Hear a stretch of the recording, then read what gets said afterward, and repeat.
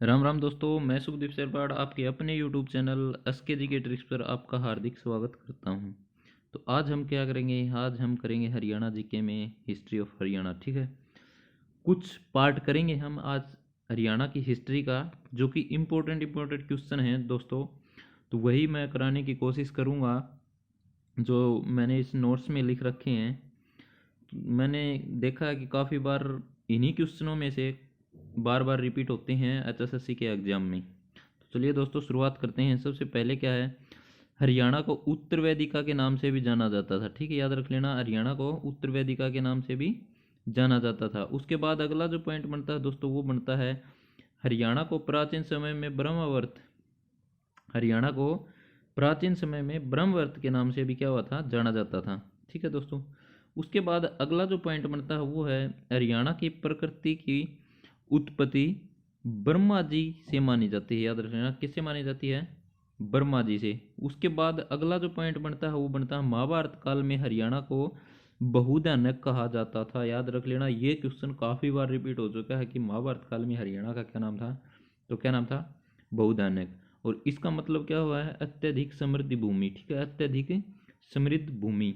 उसके बाद अगला जो पॉइंट बनता है दोस्तों, वो क्या बनता है, वो बनता है महाभारत काल में कृषि युग का जन्म हुआ था। याद रख लेना, कृषि युग का जन्म कब हुआ था, महाभारत काल में।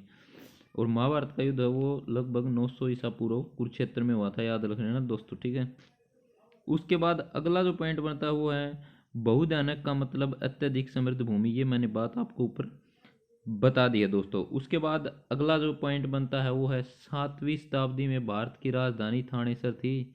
याद रख लेना, थानेसर का जब भी जिक्र आ जाए तो क्या है, राजा हर्षवर्धन को याद जरूर करना पड़ेगा, क्योंकि यह हर्षवर्धन का काल था। ठीक है, थानेसर राजधानी थी तो किसका काल हुआ, हर्षवर्धन का काल हुआ। ठीक है, इनका दरबारी कवि याद रख लेना कौन है, बाणभट्ट।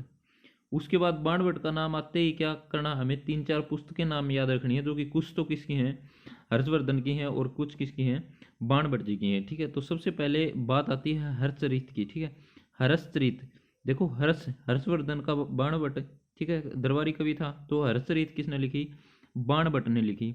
लेकिन अब बात ध्यान रखनी है, रत्नावली, नागानंद और प्रियदर्शी का, रत्नावली, नागानंद और प्रियदर्शिका, ये किसके द्वारा लिखी हुई हैं, ये हर्षवर्धन के द्वारा लिखी गई हैं। और एचएसएससी क्या करता है, सीधे इन्हीं चारों ऑप्शनों को उठा के दे देता है कि मतलब निम्नलिखित में से कौन सी हर्षवर्धन के द्वारा रचित नहीं है। तो कौन सी है, हर्षचरित है, वो किसने लिखी है, वो बाणभट्ट ने लिखी है। ठीक है, याद रख लेना, बाणभट्ट कौन था, हर्षवर्धन का दरबारी कवि था दोस्तों, याद रख लेना।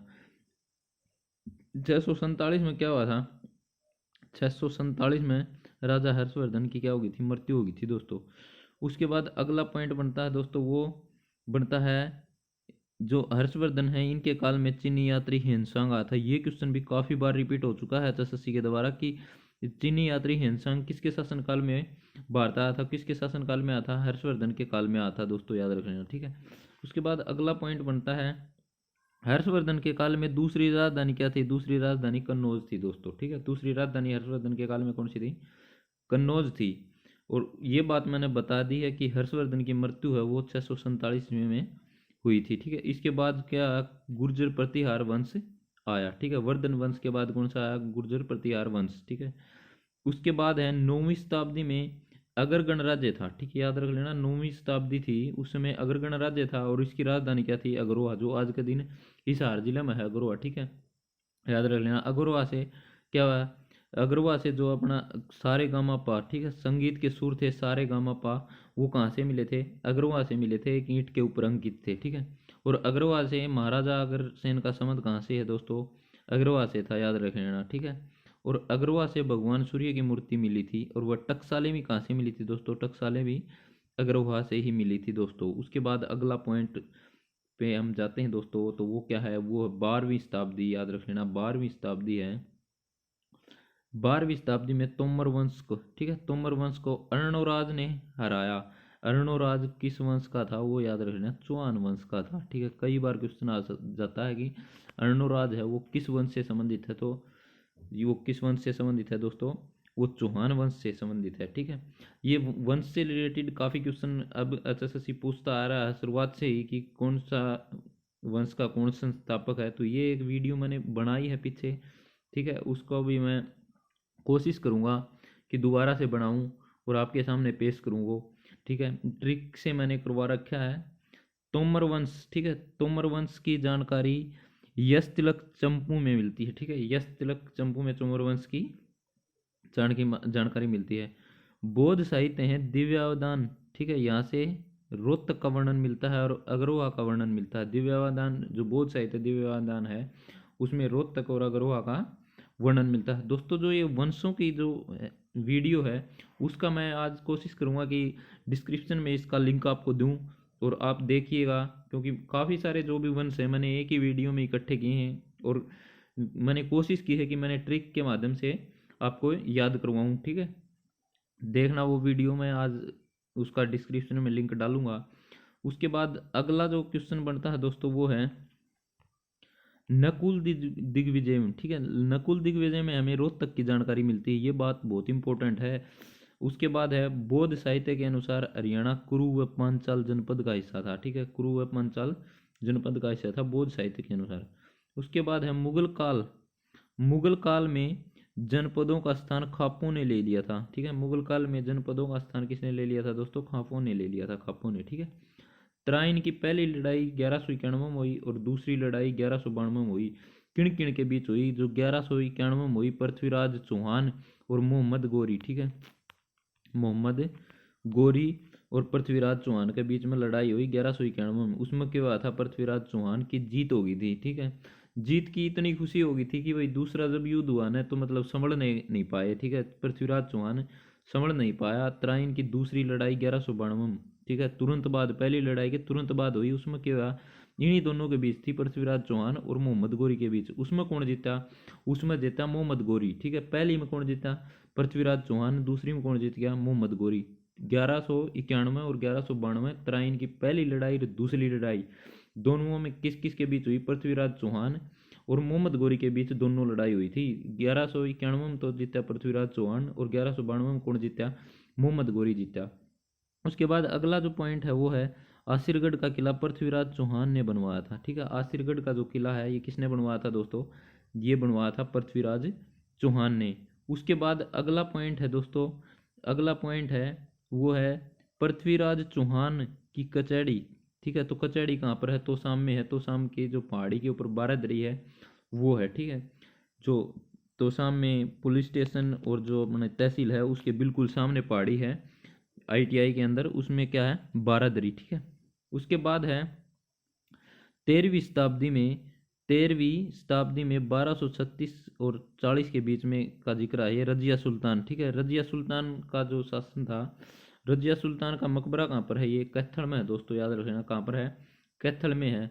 और रजिया सुल्तान है ये पहली महिला शासिका थी, ठीक है। पहली महिला शासिका थी कौन है? रजिया सुल्तान, ठीक है। यह कौन थी भाई? इल्तुतमिश की पुत्री थी। ये क्वेश्चन भी आ लिया है, ठीक है। रजिया सुल्तान किसकी पुत्री थी? तो इल्तुतमिश की थी। ये क्वेश्चन भी आ लिया। रजिया सुल्तान का मकबरा कहाँ पर है? तो कहाँ पर है दोस्तों?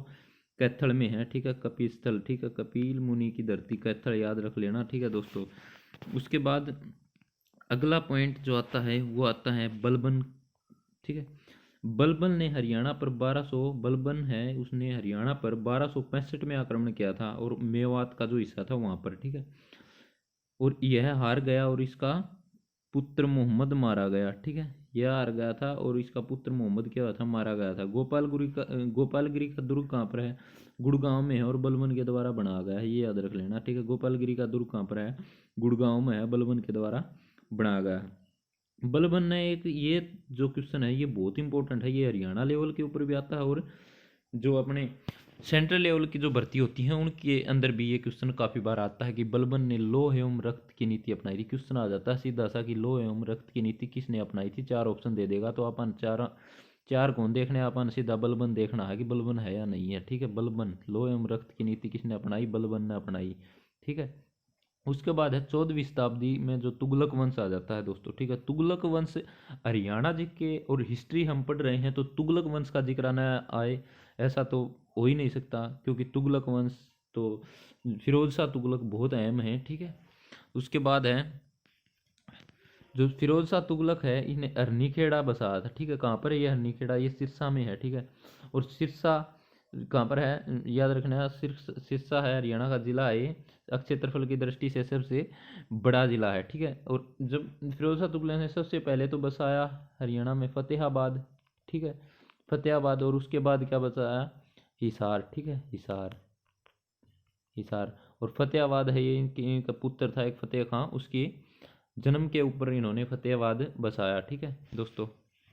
उसके बाद है फतेह, ये बात मैंने बता दी, हिसार की स्थापना भी की थी इसने, और फतेहाबाद भी फिरोज शाह तुगलक ने बसाया, ये बात मैंने यहाँ पर बता दी आपको। उसके बाद है गोहाना में इन्होंने पुजारियों के हाथ कटवा दिए थे, ये भी देखो मतलब कितना खराब काम कराया इन्होंने। गोहाना में पुजारियों के क्या करवा दिए थे दोस्तों? हाथ कटवा दिए थे, किसने? फिरोज शाह तुगलक ने, ठीक है। उसके बाद है तैमुरलंग, ठीक है। जो तैमुरलंग है इन्होंने क्या किया था? हरियाणा पर आक्रमण किया था 1398 में, ठीक है, 1398 पर, 1398 में किया सबसे पहले इन्होंने, मतलब सिरसा पे कर दिया, फतेहाबाद पर कर दिया, हिसार पर कर दिया, और ये फिर क्या किया? दिल्ली के रास्ते पर चला गया, ठीक है। हिसार, फतेहाबाद, सिरसा और दिल्ली, ठीक है, याद रख लेना। 1398 का वो सन था, ठीक है। तैमुरलंग जो कि मतलब पैर से क्या था? लंगड़ा था ये पैर से। उसके बाद अगला जो पॉइंट बनता है दोस्तों वो है 15वीं शताब्दी में सैयद खिज्र खां, ठीक है। सैयद खिज्र खां 1414 से 1451, इनका मकबरा सोनीपत में है। ये बात इंपॉर्टेंट है कि सैयद खिज्र खां का मकबरा कहाँ पर है? सोनीपत में है दोस्तों, याद रख लेना, ठीक है। सवर्ण परस्त, सोनीपत का जो पुराना नाम है वो सवर्ण परस्त है दोस्तों, ठीक है। उसके बाद है 16वीं शताब्दी में बाबर ने आक्रमण कर दिया भाई भारत के ऊपर, ठीक है, याद रख लेना, ठीक है। 16वीं शताब्दी में बाबर ने आक्रमण किया, ठीक है। जो पानीपत में जो युद्ध हुआ 21 अप्रैल 1526 में बाबर एवं इब्राहिम लोदी के बीच में युद्ध हुआ, ठीक है। बाबर जीत गया, और बाबर ने जीत की खुशी में क्या करा था? बाबर ने जीत की खुशी में काबुली बाग मस्जिद का निर्माण करवाया था। और इब्राहिम लोदी क्या था भाई? युद्ध में मारा गया पहला शासक था, युद्ध में जो मतलब बीच मैदान में मारा गया था, ठीक है। पानीपत का पहला युद्ध हुआ था 1526 में। और पानीपत का जब दूसरा युद्ध का जिक्र आ जाए तो कब हुआ था? ये 1556 में, ठीक है। और उसके बाद 1761 में तीसरी लड़ाई हुई थी, ठीक है। तीसरी लड़ाई किन किन के बीच हुई थी? पानीपत की ये हुई थी अहमद शाह अब्दाली और मराठों के बीच में। इसमें मराठों की क्या हो गई थी भाई? हार हो गई थी दोस्तों। और दूसरी लड़ाई हुई थी वो किस किस के बीच हुई थी दोस्तों? दूसरी लड़ाई हुई थी अकबर और हेमू, ठीक है, अकबर और हेमू। इसमें हेमू की हार हो गई थी, अकबर क्या हुआ था? जीत गया था। अकबर की तरफ से कौन था? बैरम खां था। बैरम खां किसकी तरफ से था? अकबर की तरफ से था दोस्तों, ठीक है। उसके बाद है मोहन सिंह मंडार की रियासत कैथल थी, याद रखना, ठीक है। मोहन सिंह मंडार की रियासत क्या थी? कैथल थी दोस्तों, याद रख लेना, ठीक है।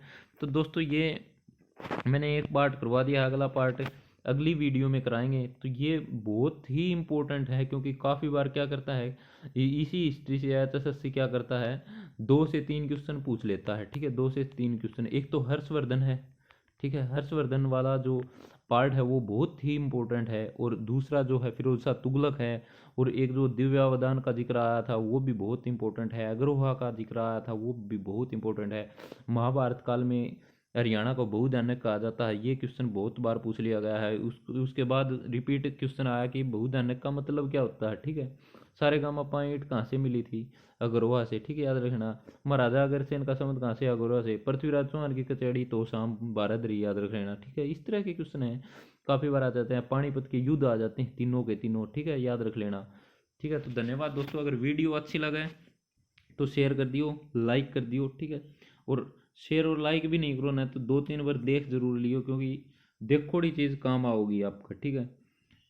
धन्यवाद दोस्तों।